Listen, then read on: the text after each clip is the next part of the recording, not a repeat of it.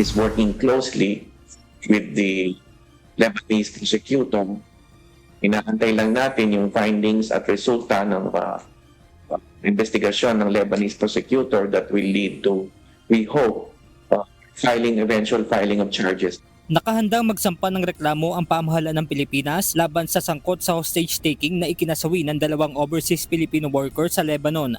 Ayon kay DMW Secretary Hans Leo Kakdak, nangyari ang insidente noong April 15. Hindi naman nasagip ng Lebanese police ang 2 Pilipinong biktima.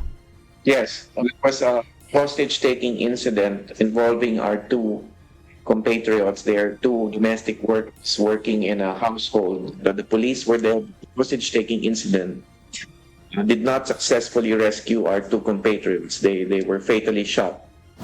Paglilinaw ni Secretary Kakdak, walang kinalaman ang nangyayaring tensyon sa Middle East sa pagkasawi ng 2 biktima.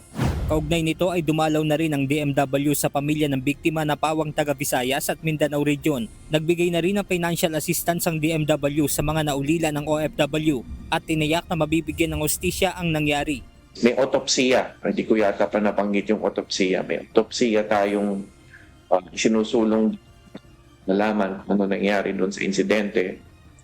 At we have been in touch with the families. Isa rin yung direktiba ng ating Pangulo to assure them of our assistance. At saka, yun nga, yung commitment natin na we will seek the justice for our 2 compatriots, 2 OFWs na nasawi. Benedict Samson, UNTV News and Rescue. Diyos ang aming sandigan, serbisyo publiko ang aming pinahahalagahan.